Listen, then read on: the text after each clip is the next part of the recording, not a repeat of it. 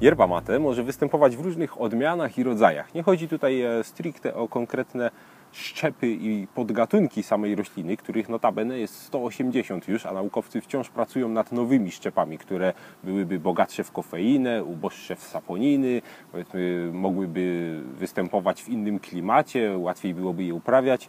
Tutaj praca wciąż trwa wśród botaników, ale chodzi tutaj przede wszystkim o różne rodzaje yerby już po jej przetworzeniu.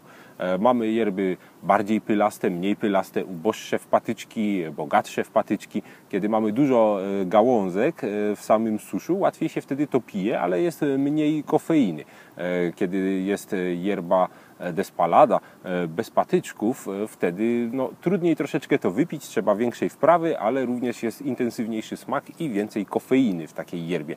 Yerba może być palona, na przykład tutaj tosztaba albo barbakua, w zależności od stopnia palenia. Ona ma taki bardziej przyjemny smak, powiedzmy, kawy zbożowej. Mniej jest tutaj wyczuwalnego tego dymu, bo yerba jako taka ma dość dymny zapach i smak. To wynika z tego, że jest suszona ogniem. Jest oczywiście odmiana wolna od tego, jeśli komuś naprawdę ten smak nie leży. Yerba może być z dodatkiem różnych rzeczy, jak tutaj na przykład widzimy kawałki pomarańczy, ananasa, przeróżne kompozycje, ale najbardziej czysta, klasyczna yerba mate, zielona, z patyczkami, i z różnych krajów również się od siebie nieco różni. Dodatki mogą być inne również. Przede wszystkim w Ameryce Południowej ulubili sobie dodawanie do yerba mate różnych ziół. Jest nawet yerba mate z listkami koki, co jest oczywiście u nas nielegalne, ale tam można znaleźć. Przede wszystkim yerba mate ziołowe opatrzone nazwą hierbas, con hierbas, czyli z ziołami. Przede wszystkim mięta, cedron, takie ulubione ziółka. Odmianą tego jest yerba na przykład, która ma odchudzać, bo jak mówiłem, ona troszeczkę zabija nam uczucie głodu. To również można jeszcze ją wzmocnić ziołami, które wzmagają przemianę materii. Także idealna propozycja dla odchudzających się. Z bardziej popularnych na przykład cytryna i tak dalej, przeróżne owoce. Tutaj w składzie nie ma tych owoców. Tak jak tutaj pokazywałem mieszankę z obecnością już tych owoców, tutaj jest ich tylko aromat naturalny, czyli krótko mówiąc yerba jest zroszona zagęszczonym sokiem, na przykład cytrynowym. Takie wersje nadają się przede wszystkim do robienia terere, czyli yerba mate na zimno. Poza tym yerbę poza taką klasyczną postacią możemy spotkać w postaci ekspresowej, w torebeczkach zwykłych jak herbatę.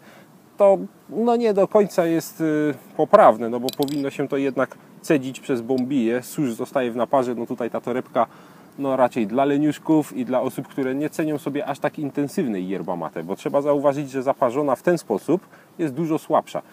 Możemy spotkać także yerba mate instant. To jest, osobiście nie jestem zwolennikiem, ale yerba, która się zupełnie rozpuszcza, można sobie zrobić po prostu taki yerbowy napój, bo sama yerba to nie ma tych liści, zupełnie nie ten klimat, ale jeśli ktoś oczywiście nie chce się trzymać tradycyjnych sposobów picia, ani całego obrządku jeszcze Indian z plemienia Guarani, to jak najbardziej, jeśli komuś smakuje yerba instant, świetne rozwiązanie do pracy, do biura, i dla osób, które nie mają sprzętu, a chcieliby się cieszyć tą yerbą, jednak trzeba zainwestować w poszczególne akcesoria. Na co jeszcze warto zwrócić uwagę, żeby yerba pochodziła z ekologicznych plantacji, oczywiście jeśli komuś na tym zależy, ponieważ tutaj jesteśmy w miarę bezpieczni, bo jako, że yerba mate jest wciąż rośliną półdziką, to również jej uprawa, jak mówiłem, już jest możliwa na plantacjach. Potrafimy ją rozmnażać i hodować z nasionek, ale wciąż nie jesteśmy w stanie zrobić z niej zboża wręcz, czyli rośliny, którą uprawiamy na szeroką skalę. Ona wciąż wymaga bardzo specyficznych warunków i jest